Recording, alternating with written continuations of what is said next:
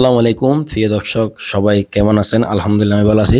আজকে আমরা নামাজ পড়লাম হযরত রুস্তম শাহ ফকির রহমতুল্লাহ জামা মসজিদ, যেটা হচ্ছে আমাদের বৈজ্জালি রাউজানে পড়ছিল। আমরা একটা কাজে গেছিলাম, এখানে এশারের নামাজের সময় হলো, আমরা তিনজনে মিলে জামাত পড়ছিলাম আর কি। দেখেন কত সুন্দর এখানে মসজিদের মেবি নভেম্বর মাসের আয় ব্যয়টা এখানে হিসাব করে দিল তারা কমিটিরা। এখানে দেখেন 1,06,622 টাকা এবং তাদের হচ্ছে ব্যয় হয়েছে 1,19,473 টাকা, আর ঘাটতি আছে 12,800 মেবি 51 টাকা।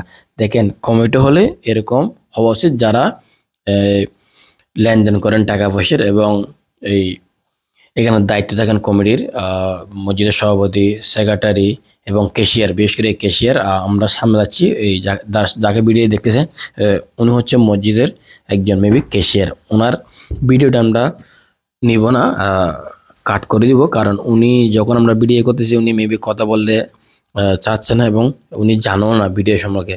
তো উনি এমনি ওনার কথাগুলো আমরা নিছিলাম, উনি বলতেছে একটু একটু আসলেই এরকম হওয়া উচিত।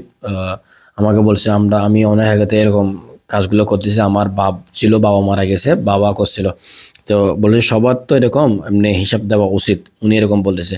তো আমরা আসলে ওনার বক্তব্যটা দিচ্ছি না, আমরা আমাদের সাথে আরফাত ছিল, হাফেজ আরফাত, ওনার বক্তব্যটা একটু করে আমরা দিচ্ছি।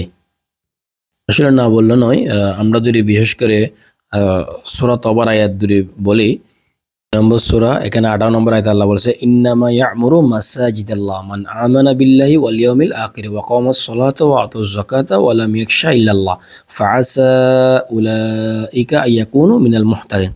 কেন আল্লাহ কাদের কথা বলছে আপনি জানেন? এখানে বলছে মসজিদ রক্ষণাবেক্ষণ কিন্তু তারা করবে যারা আল্লাহ এবং আখিরাতের প্রতি এই পরকালের প্রতি বিশ্বাস স্থাপন করে, নামাজ কায়েম করে, যাকাত দেয় এবং আল্লাহ ছাড়া কাউকে ভয় করে না।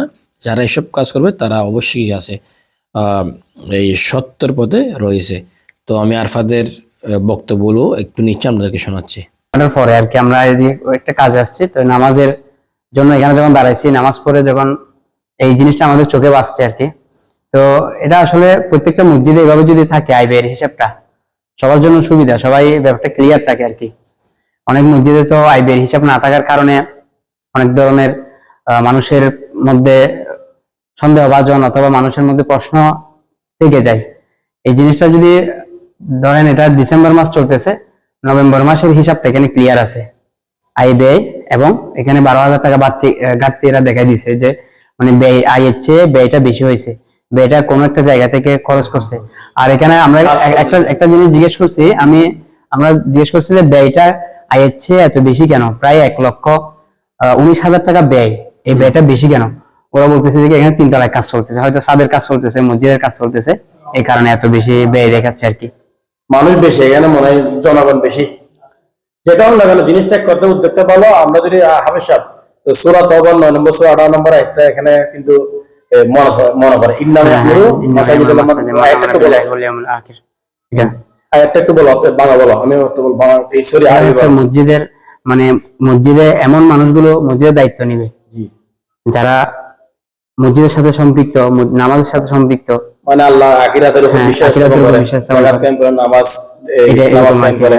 তো এইসব লোকের কথা এগুলো বলছে কমিটি কারা দায়িত্ব পালন করবে। ঠিক আছে বিহার, আসলে আমি বিশেষ করে আমাদের মসজিদের কমিটি যারা আমরা দেখতেছেন ভিডিওটা, আপনারা মেবি হিসাব দেন, আমরা জানি, তো আর একটু সতর্ক হবেন আইডিয়ার ব্যাপারে। আসলে অনেক সুন্দর একটা উদ্যোগ।